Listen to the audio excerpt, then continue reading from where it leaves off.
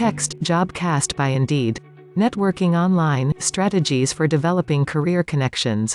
Brandy Cohn. Hi everyone, and welcome to the Jobcast. Today we're discussing networking, but not the typical in-person mixers that give us introverts so much anxiety. We know that's not really a good option right now anyway. So we'll focus on one-to-one online networking efforts specifically.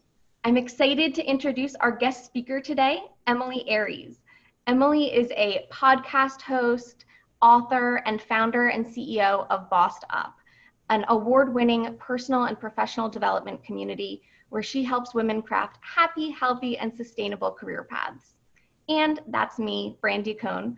I'm a manager on Indeed's Job Seeker Experience team. We're responsible for creating helpful resources like this Jobcast for our users, like you. So take it away, Emilie. Emilie Aries. Thank you so much, Brandy, and hello, everyone. I am so delighted to be sharing this next period of time with each and every one of you. As Brandy said, I founded a company called Bossed Up back in 2013 because, frankly, I got a little burnt out of the world I'd been working in, campaigns and elections. And while I ended up pivoting my own career to help others really advocate for themselves in the workplace and on the job search, one of the things that working in campaigns taught me to do extremely well was to get my next job, because no matter how well you did when you're a campaign operative, come election day, win or lose, you are out of a job. So I learned to really hone the art of networking, of connecting with others, and really worked in the city of networking, Washington, D.C. for many years, where I ultimately started my business, Bossed Up, with no real injection of investment through everything I'd learned as a grassroots organizer and campaign operative, building relationships one at a time. So Bossed Up is a wonderful community of women in particular, but really all kinds of people who come together to lift as we climb, as the motto of the first American Black Women's Club goes, and really help one another as we all advocate for ourselves in this process. So I'm delighted to share with you some of these top lessons I've learned, both as an organizer and as a career counselor and advocate for the past decade plus now, to help accelerate your job search, because I know it can be such an isolating and lonely climb to navigate the job search on your own. Today, we're going to talk through how to approach this as a community organizer would. Text learning objectives. The information presented in this webinar is provided as a courtesy, and any views and opinions expressed do not necessarily reflect the official policy or position of Indeed. It does not represent a forecast, prediction, or other indication of future market or economic performance and should not be relied upon for such purpose. Indeed is not a career or legal advisor and does not guarantee job interviews or offers. So there are three concrete components to today's conversation. We're going to talk through how to organize your networking, because having lots of conversations with lots of people, things get messy quickly. Life is messy, so we're going to help you make the most of it. Then we're going to talk through some 21st century tools that can help you be as strategic and effective as a networker as possible.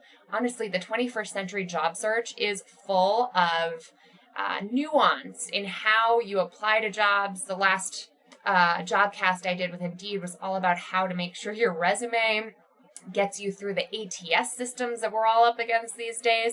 So we also want to bring that modern, tech-savvy approach to networking as well. And then finally, something that is not modern, but is so tried and true and so important when it comes to connecting with other people, practicing the art of storytelling. Because when you reach out to someone, you need to get the message across very quickly of what makes you unique and different, and how you share values with the person you're reaching out to increase the odds that that person is going to help you in navigating what's next. Organizing your network.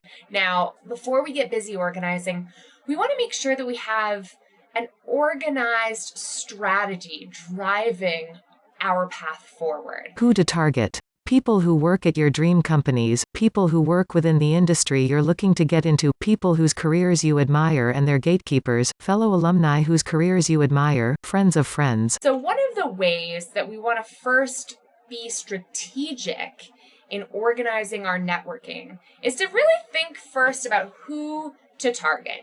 Who should you even be networking with to begin with? Because you can't talk to everyone. Your time is limited. So how do you focus your energy on those who might be most willing and able to help you? First, start with who you know. Start with who you know. Pick the low-hanging fruit, right? Talk to friends of friends, your past colleagues, your brother's, sister's, aunt's, cousin's friend, whatever it might be. Have some kind of a mutual connection, and do not be afraid to tap whatever networks you're already a part of. That includes your alumni network. A lot of colleges and universities, career centers, no longer think of their jobs as just about helping graduates or undergraduates get jobs. They're really thinking more about extending their services to their alumni. Even if you haven't been in college for quite some time, reach back out and tap into those networks, because having that common mutual experience of having attended the same institution will make this person much more likely to reciprocate your networking request.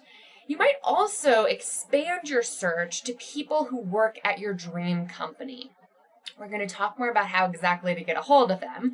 But even if you don't have a pre-existing connection to those folks, if they do work in the industry or the company that you're looking to get your foot in the door with, those folks should be at the top of your target list.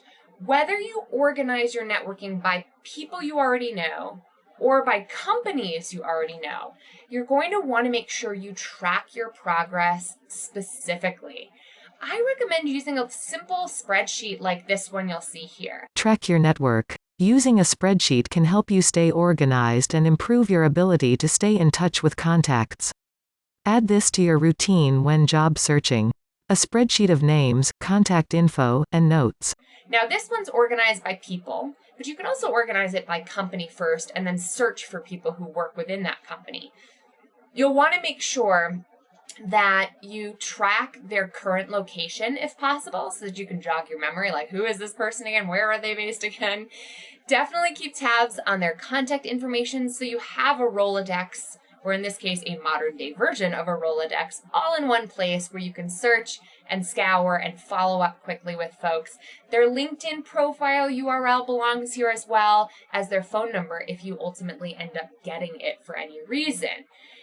Most important, you'll want to keep tabs on where they currently work and what the status is in terms of their relationship to you. Have you already emailed them but you have not heard back? Have you had a conversation with them over Zoom and had a networking virtual happy hour conversation? Take notes, because you will be talking to a lot of people. And no matter how great your memory is, the more folks you talk to, the more likely it is that you're going to forget. You're going to forget what you talked about, what their new child's name is, the fact that they just adopted a puppy. Those are the little details that will help you be an active listener and be really human in your follow-up. So, of course, I think a lot of folks struggle with the transactional nature of networking when you're looking for a job. If that makes you squeamish, be extra conscientious of what's happening in these folks' personal lives so that you can send them that baby onesie when they bring a new child into their family, or so you can ask about how their puppy house training is going. You can ask about their new adopted kittens so that you can show, yeah, I'm getting in touch because I have an underlying motive here, but I'm also paying attention to what's going on in your real life and what matters most to you. It can make you so much more of an effective networker because it shows that you're being an active listener. And this is just going to help you out in keeping you organized when you do reach back out to folks, especially when you do and you will land your next job.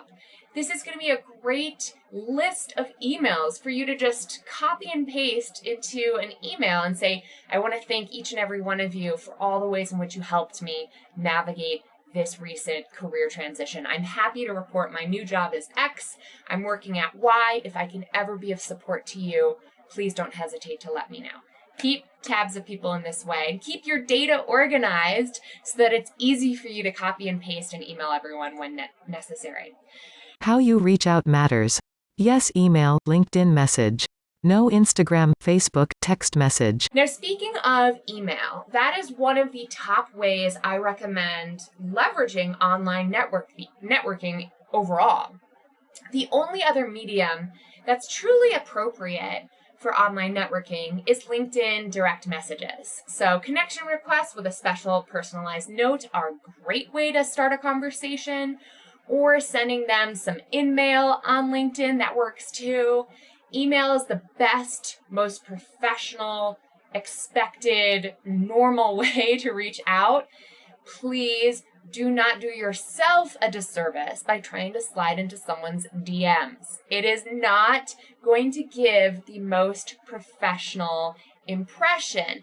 And that's especially important across age demographics, because while, Snapchatting someone might be totally normal and fine of a certain age, maybe Gen Z is much more comfortable on, Snapchat or direct messaging via LinkedIn, not LinkedIn, but Instagram is what I'm trying to think of here. Someone who is a little more seasoned in their career might find that to be a personal invasion. So you don't want to do yourself a disservice by using a medium that comes across as a little invasive and too personal. Stay away from Facebook messages too. Most of the time when you're reaching out to someone who's not already a friend of yours on Facebook, they're not going to see it anyway, because Facebook messages get stuck in a spam filter from other messages from people you don't know. So do yourself a favor and don't text, don't slide into someone's DMs, email to keep it professional. The only exception to this rule is if you've been emailing someone for weeks on end and there's someone you know would love to connect with you. You're confident that this person would totally return your email if they only saw it, but you are worried that you're getting stuck in their spam filter, which does happen all the time. In that case, your next best option is to text if you can, or to DM someone if you can. I'll give you an example. A fellow author and friend of mine, I was inviting her to be a part of a program as a featured speaker that included paying her, and I just wasn't getting any response on an email that I kept sending to her and bumping up for her. And I went ahead and cautiously slipped into her DMs on Instagram and said, hey, I wanted to be extra sure you were seeing my emails because I don't want you to miss out on this opportunity. And I was very delicate about it, and she was grateful that I did go ahead and DM her because she wasn't seeing my emails and she did want to be a part of this. So be thoughtful and be strategic in how you reach out. Now, one of the questions that's already coming to mind for so many of you right now is, but what if I don't have their email address?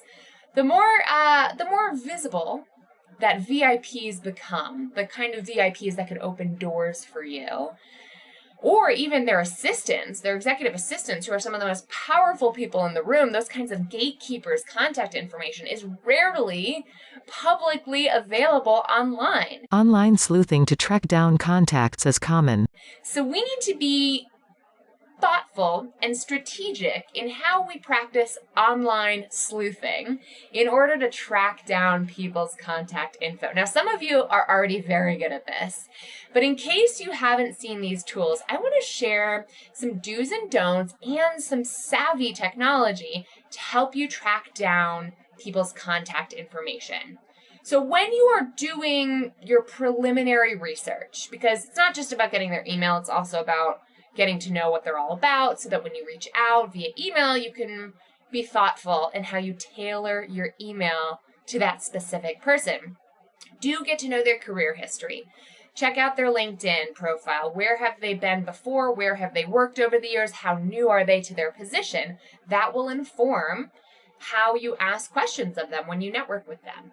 You also want to get to know their current endeavors. Maybe they're running a marathon right now, and you'll want to be thoughtful about asking them about that if you've run one in the past, especially if that's a common thread, right? Or maybe they are very active in advocacy and activism online and offline, and you want to show your support by contributing to a fundraiser that they're hosting right now on their Facebook page, right? Whatever it might be, definitely take a peek at what they're up to these days. Try to understand their interests and try to find a way to be of support to them even before you ask them to be of support to you. It might be as simple as sharing some positive news that they recently got about a scientific breakthrough their team was responsible for. You could share that on Twitter, share it on your own social media, say, I'm so impressed with the work that this person is doing. Check it out here if you want to learn more. Again, contributing to a cause that they're fundraising around. If you can find a way to be helpful, even just to be a cheerleader from afar, it's going to make reaching out to that person feel a lot less transactional and much more like building on a friendship that you've already started. Please don't leave a like trail. If I open up my Instagram and find that you have liked 7,000 photos of mine dating back till 2012 before you slide into my email inbox and ask for a meeting, that's going to feel a little weird. So I know you've all done this before, right? You've been scrolling down someone's Instagram and you've gone way back to 2 years before now, and you're zooming in to take a peek at something, and all of a sudden you accidentally double tap and like that post. Don't freak out if that's what happens, but do not leave a like trail from, before, from a decade ago online. That's just a little beyond sleuthing, I would say. You also, when you meet with this person, don't want to reference anything that's too obscure. Let's say you've gone down a click hole, you've searched their name on Google, you've watched every interview they have ever given, and at one point they peripherally mention that they love watercolor painting. If it's that obscure, best to not mention it, because it just starts to feel a little bit more like online stalking than online sleuthing. So be thoughtful, keep it professional, and for goodness sakes, don't spend too much time here. We can accidentally think of online research as a vanity metric, something that makes us feel like we're being productive, but isn't actually moving us closer to meeting or networking with this person. So don't spend too much time here. Can't find their email? Guess it. Now, if you've done all the research you can and you still can't find their email address, that's a huge barrier to even starting this process, right? So here's a tool that will help. It's called an email permutator tool, and it's originally by distilled.net. I'm going to show you where you can, or how you can actually use this tool in a very interesting way. Email permutator tool, go.indeed.com/permutator. A spreadsheet. You can also find this tool and copy it for yourself at go.indeed.com/permutator. So I happen to have it up right now. This is my own copy of this Google spreadsheet. Very important. You can't edit the spreadsheet until you make a copy of it yourself by going to File, Make a Copy. So that's your first step. Then, let's say I want to reach out to the one and only Brandy Cohn. I'm going to write her name here, and I'm going to write the company she works for, Indeed.com, here. So if I'm trying to guess Brandy's email, because I literally can't find it anywhere on the internet, and I must send an email to her because I must get in touch about something, I'm going to put first name, last name, and domain name there in the yellow box. Now, as I edit that, you'll notice the things on the right in the green columns start to change, don't they?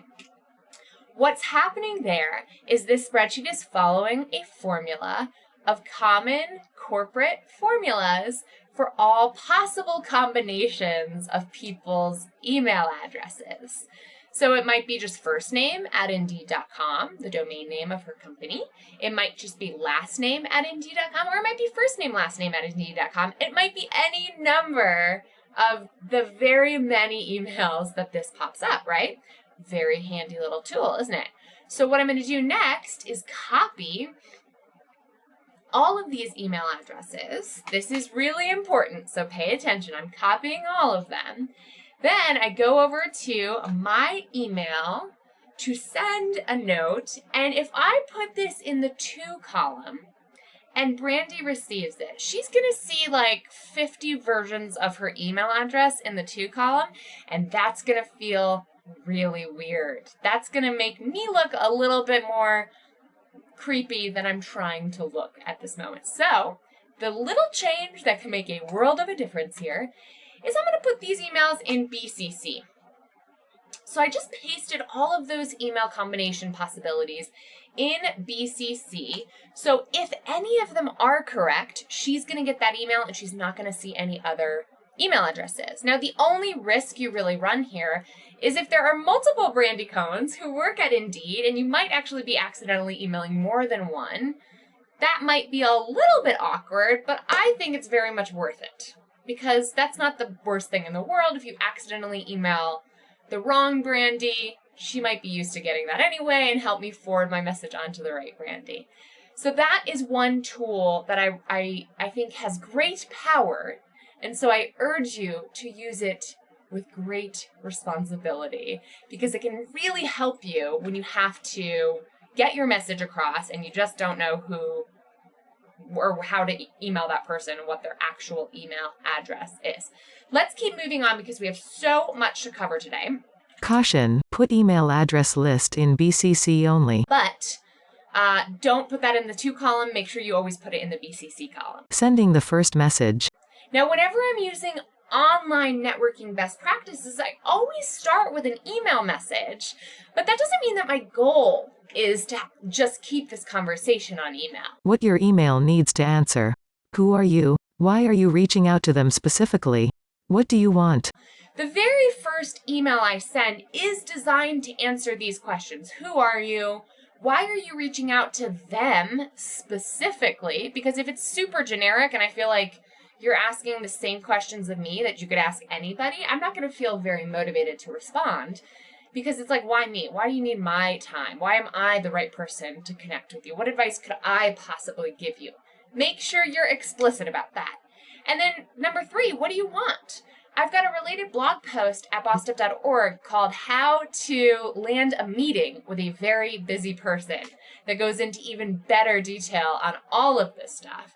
But some of the best practices that'll help make sure your email is even opened and read is to keep that subject line strategy on point. Subject line best practices. Keep it super short, use their first name, get to the point. Keep the subject line short enough so that it can be read in full in a mobile device. That means you've got to keep it really short. Use their first name in the subject line itself whenever possible. It shows that you are not spamming 100 people with the same message. And finally, get to the point right there in the subject line. Here are a few examples that work really well. Kayla, do you have 20 minutes for a recent grad? Hi Jose, I'd love to learn more about your career. Can we talk, Jamie? I'm a friend of Patrick's. Especially this last one I want to draw your attention to. If I have a mutual friend that introduced us or that's a common ally, I want to name that person in the subject line themselves by saying, hey, Jamie, or can we talk, Jamie? I'm a friend of Patrick's. If you already have that common connection, make sure to call attention to it. Email best practices. Keep it concise, use hyperlinks to share more, send in the AM, consider time zone, create personal context. Keep the body of your email as concise as possible. If you feel like you've got tons more to say, put it somewhere else, right? Say it on a personal website. Say it on your LinkedIn profile and just hyperlink them to that. If you want to learn more about me and my background, you can find me on LinkedIn here. And just use hyperlinks to share more info if people want to opt in to learning more about you. Make sure to send your email message in the morning time based on your recipient's time zone. The best times tend to be between 8 a.m. and 11 a.m. You want to catch them when they're at the keyboard for the morning, so they're more likely to open that email. And be sure to create personal context. Why do you specifically want to connect with them specifically? Here's an example. Subject. Hi Joy, connect with an aspiring woman in tech in DC? Hi there Joy. I'm Emily, a former classmate of Jane Does, writing to see if you might spare a few moments for a fellow woman in tech looking to break into the ad/tech job market here in DC. I admire the path you've forged with DoubleClick, Living Social, and now Cvent, and would love to be in a position to support you in return down the road. Do you have 20 minutes to connect over video chat next week? Emily. www.emiliearies.com. This is an example of the kind of email I used to send when I was breaking into the world of digital political technology. I used to be a digital strategist working in campaigns, running email programs and online fundraising programs, and this is the kind of email I would send. Hi, Joy. Connect with an aspiring woman in tech in DC. I make a note of woman in tech and DC because I know Joy is a woman in tech in DC, and I aspire to be a woman in tech as well, creating personal context around what we have in common. Here's what I say. Hi there, Joy. I'm Emily, a former classmate of Jane Doe's, writing to see if you might spare a few moments for a fellow woman in tech looking to break into the ad tech job market here in DC. I admire the path that you've forged at all the different companies she's worked for and would love to be in a position to support you in return down the road. Now, that's kind of vague, right? I have no idea how I could help Joy someday, but just by mentioning it, it shows that I'm thinking reciprocally, right? I am the kind of person who wants to reciprocate, and I'm being mindful of that right up front. In bold, I make a very clear and specific ask for 20 minutes of her time to connect over video chat next week. And then I sign off with my personal website URL so that she knows exactly where to go to learn more about me. Always ask for a live conversation. Now, nowadays, a live conversation might be a phone call or a Zoom hangout. In-person coffee meetings are, of course, the best, but they're not only not practical often because of all kinds of reasons, but they're definitely not practical right now. That's okay. Why? People help people they know. They need to get to know you. No written communication can fully capture your essence. Phone call is okay, video call is better, in person is best. The goal of a live conversation is to actually exchange ideas, swap stories, learn more about each other, because people need to feel like they know you before they're going to help you in any way. So if you're trying to work at the company where I work, I need to know who you are before I'm comfortable referring you or opening a door for you or making an introduction for you. And the only way to really do that is through a live conversation. There is just no substitute that can fully encapsulate who you are. So your ask is always made at first via email, but with the goal of landing a live conversation over Zoom. Sorry, introverts, we can't avoid actual networking, even with online networking, so embrace it.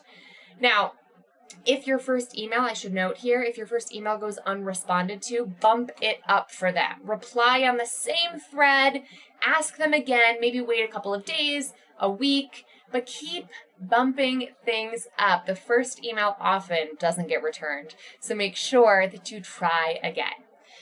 When scheduling that meeting, let's say you get a yes, I'm happy to make time to chat with you. Next week doesn't work, but how about the week after? Use these best practices to try to make it as easy on the other person as possible. Setting up your live call. Make this as easy as possible for them. Cut down on email back and forth with online scheduling tools, Calendly, Google Calendar, Doodle. Make it 30 minutes or less. Ask what methods they prefer. Zoom, Google Meet, Skype. Provide options and stay flexible. Send along your resume in advance. Send a quick reminder the morning of it. Well, remember, they're doing you a favor by giving you some of their limited, most precious resource, their time. So please don't make them work for it. Right? Be your own executive assistant in making sure you make this as easy and seamless a process as possible. Calendly, Google Calendar, Doodle polls, those all can help to cut down on email back and forth about scheduling. Never, ever send someone a GCal invite assuming that they have agreed to a 1-hour meeting. That is too much time. Make it 30 minutes or less. Even 20 minutes is a sign of respect, and that might bleed over to 30 minutes. But assume that they're not offering you an hour of their time. Then ask them what methods they prefer. Are they most comfortable over the phone? What works best for them? Set it up. Send them a Google Hangout link or a Zoom link. Provide options and stay flexible. If they cancel on you, don't take it personally. Your job search is your priority, and it will never be someone else's top priority. That's just the reality. So if they're willing to be generous with their time, you've got to stay flexible and not take it personally. The best way to reduce the likelihood of a last-minute cancellation is to send them a little reminder email the morning of. I'm so excited to meet with you later today. Here's my updated resume in case you want to reference it during our conversation. If you think it makes sense, include it. And of course, this goes without saying, always, always, always thank them immediately for their time. We'll talk more about that in a moment. Connecting authentically. Now, once you've got that real live conversation on the books, how do you make the most of it? How do you connect human to human? The answer is as old as time.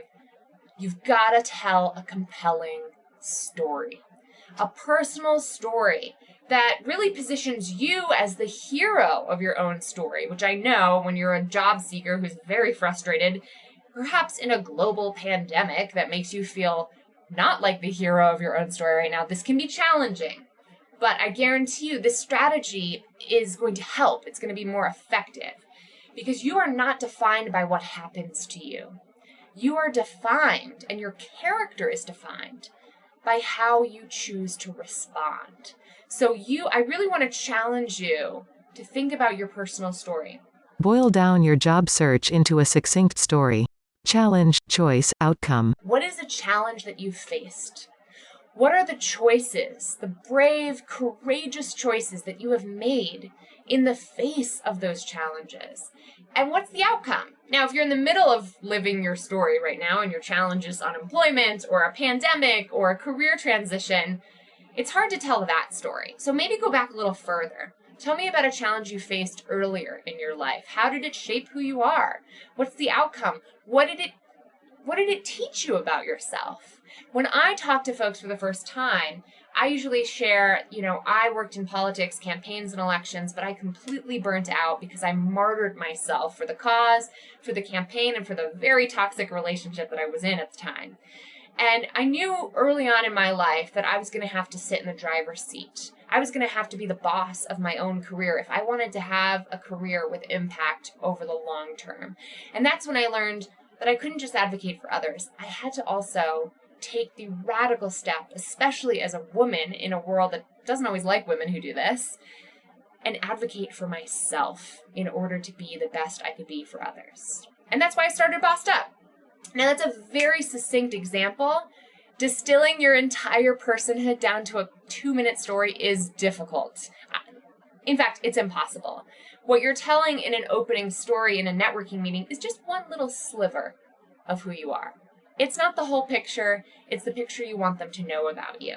And I know this is hard, and we could do a whole hour probably on personal storytelling, but my colleague Ellie can share some other great resources we have at Bossed Up to learn more about that art. You are the hero of your story. Again, this should be uplifting. No one is motivated by, help, help, help, I'm in such desperate times and straits, and I feel terrible, but I'm struggling, and this is what's happening, and I just feel like I can't even do this. Woe is me. Help me, help me, help me. Now, first, let me acknowledge that might be a perfectly valid and true statement about where you are right now. There's nothing wrong with feeling that. But it is not the most strategic choice to lead with that kind of a story, because someone goes, ugh, I don't know what to do here. That's too much responsibility for me. I don't want to be a part of this story because now I'm scared I'm going to disappoint you. So instead, lead with, here's what I have to offer. Here's what I'm looking for next. Here's how we can help each other out. I'd love to hear from you. You should be the hero of your own story. Then you want to hear a little bit about them, of course. This is not a monologue. Connect your story to them. Explain what you admire about their career and why you respect their advice and opinion. You've set yourself up with a live conversation so you can do just that. You can tell them what you admire about their career. Ask them why questions. Why did you choose to leave that company for your new job? Why did you choose to take this big pivot? Or why did you choose to go to architecture school and then end up working in interior design work? Tell me more about that transition. Why questions get at other people's values, so it helps you identify areas for commonality. Keep the conversation going. Ask about their career trajectory.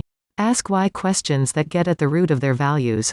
Ask outright for their advice and nay suggestions they might have for you. Other asks you can make: review my resume? Facilitate a connection? Connect me to resources or industry communities? Keep an ear out for me? Be specific. This is more on that, right? Asking about their career trajectory can be a great way to keep the conversation flowing. Similarly, asking specifically for forms of help, like, would you review my resume? Would you give me feedback on my approach? Would you facilitate a connection to a colleague?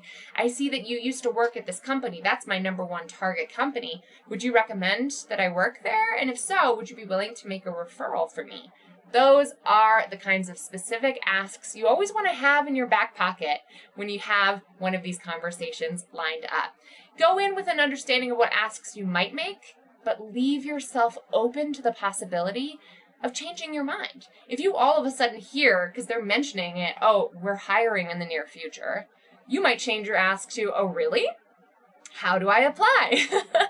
So keep an open mind, be open to the possibility of even more opportunities emerging over the course of your conversation, but be prepared by always having a go-to ask that you're ready with. Follow up. Go above and beyond. A quick thank you note right away. Send a $5 digital gift card if you can. Next coffee's on me. Books or other gifts make a huge impression if someone went above and beyond.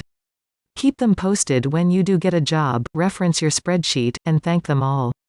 Return the favor when you can. Now, after these conversations happen, what you do next can make or break the impression that this person is left with you. I just did a recent podcast interview with Justin Wynn, who talked all about how to authentically connect with people on LinkedIn on my podcast. I wonder if Ellie could drop a link in chat to hear that one, because it's a really great podcast. One of the things he said is that it's not about who you connect with. It's about what they remember about you. And if you want to make a really positive and powerful impression in people's memory, it is all about your follow-up. A thank you email right away is a given. If you want to go above and beyond, send them a $5 virtual Starbucks gift card and say, next coffee's on me. Thanks so much for your time. Make sure you're not breaking any campaign violations. Some nonprofits, industries, and government officials can't accept gifts like that. So do your due diligence first. But for the vast majority of us, sending a little gift, Sugarfina box of candies is one of my favorite go-tos, and that's especially for folks who go above and beyond for you. If you feel like they just gave you an hour of their time and they gave you way more wisdom than you ever even thought to ask for, show them how much it means to you. Send them a book. It's always a great gift. Or send them something that reminds you of them to show it's a token of appreciation. And like I said before, make sure you keep people posted when you do get a job. If I help you, or if I counsel you at some point early on in your career search and then I don't hear about it when you land your dream job 3 months later, I'm going to feel like, oh, they forgot about me. Don't forget about those who got you where you are, right? Turn around, reference that spreadsheet, which you're going to be updating every single week of your job search, and make sure you send a thank you note, at least a blanket thank you, if not personalized thank yous, to the people who really made a difference. And then, of course, let's lift as we climb. Let's give back to those who we can whenever we're in a position of power ourselves. Just because you're networking online does not make these relationships any less real. So foster long-term relationships here by asking unapologetically for the help that you need right now, and then turning around and being thoughtful, mindful, and generous about giving that help when you're in a position to help later on. I guarantee you, you will be. So keep the faith. I know this process is long, arduous, lonely, and isolating. And one of the ways I want to share a gift with you is our completely free, comprehensive job search guide, really designed for the modern job search. Free job search guide. 1. Your mindset matters. 2. Clarify your direction. 3. Rock your resume. 4. Concise cover letters. 5. Prep your online presence. 6. Network like a boss. 7. Job application do's and don'ts. 8. Slay the interview. bossedup.org/job search. It's got 8 different sections. It's almost 70 some odd pages long. Go to bossedup.org/job search right now to download your free copy and learn even more tips and tricks for networking, but really every single stage of the job search process. If I can ever be of service to you, please don't hesitate to get in touch. You know how to do it now. So I'll be looking out for those tactics on display in the future when hopefully I can ever be of service to you. Brandy, thanks so much for your time today. Brandy. Thank you, Emily. So now let's look at some of the top questions that came in and you can give your answers. The first one we have here is, you're both white, seemingly non-disabled, well-spoken women. Thank you. You have advantages in the job market that women of color do not. How do you think this advice can be modified for people who have to work twice as hard for half as much? Such a valid question, and thanks for asking it. Emily, do you want to take that? Emily. Sure. Thanks for the opportunity. Such an important day to be even having this conversation. Today's Women's Equality Day, which is a holiday demarcating the 100-year anniversary of our 19th Amendment to the U.S. Constitution, granting women the right to vote. But today, we also have to remember that not all women were granted that right. In fact, women of color, Black folks overall, didn't get the right to vote and weren't extended their suffrage until the 1960s. So whenever we talk about injustice, whenever we talk about obstacles in our path, or really anything, we have to bring an intersectional approach. Intersectionality was a term coined by Kimberly Crenshaw, a legal scholar, who used it to describe how different kinds of injustices overlap, making things twice as hard, as our question asker mentioned, for folks who live at those intersections, perhaps based on class, race, gender identity, sexual orientation, ability, you name it. Women of color, as a subset of the population, absolutely experience more challenges at every step of the job search process. In fact, new research shows that your name can be used to unfortunately discriminate against you. So number one, it's up to employers to do this better. So I don't ever want to give the impression that it's all on us as women, as people of color, or as any marginalized folks to solve for the world's injustices. It's really about people in positions of privilege to be mindful and conscientious about how the hiring process can be made more just. Here at Bossed Up, we, in the past few months, especially in light of the rise of the Black Lives Matter movement, came out with a detailed and ever-growing, to be quite honest, active anti-racism and justice plan. And part of what we audited, which included everything we do, was coming up with new policies around our hiring practices. Because research shows that if you hire, in order to combat systemic oppression, one of the easiest ways to do it is in your hiring process to ensure that at least 25% of job candidates who make it to the interview stage are people of color. Otherwise, people's race becomes the leading characteristic for which they are known, and their humanity and their skill sets and their personality fades into the background because it's like, oh, there's that one candidate. So we have to be better as employers about the hiring process. Now, that being said, we're not here today because we're employers, right? We're here as job seekers. So the first is, I'm a big believer in looking injustice straight in the eye and saying, this is not fair, this is not right, and I will not allow that to define me or my choices. It's one thing for the world to share unfair messages about who we are every day, but it's another thing to believe those messages, to shape our own identity in the light of others. So we have to surround ourselves by what we call at Bossed Up a courage community. We need to stand in front of people who reflect back to us a more courageous version of who we are than we can even believe sometimes. And we have to act in such a way that believes or belies a deeper underlying belief in our ability to figure things out. So that means going for that promotion, asking for that mentorship, asking for allyship, talking to the white, cis, male folks out there who can open doors for us. Because just because I'm a woman in tech doesn't mean women in tech are the only folks who can help me. My course on LinkedIn Learning, all about male allyship, is about how men can not open doors for women, a la chivalry, but how men can actually be active allies. Same exact thing for white folks, being active anti-racists in how we help lift as we climb. So there's no perfect answer to this question because this is a very messed up situation, right? Injustice exists. We have to play the cards that we've been dealt while we change the game and not allow that injustice to change who we see ourselves as and how we define ourselves. I hope that, as imperfect as an answer that was, I hope that helps you move forward. Brandy. Thanks, Emily. And another thing I want to mention here is just finding community groups, whether that's, online or in person later on, that allows you to connect with people who have been through the same challenges as you and can offer their advice on how they landed their job. And hopefully, like Emily said, they'll be able to lift you up and then you can help someone else in return.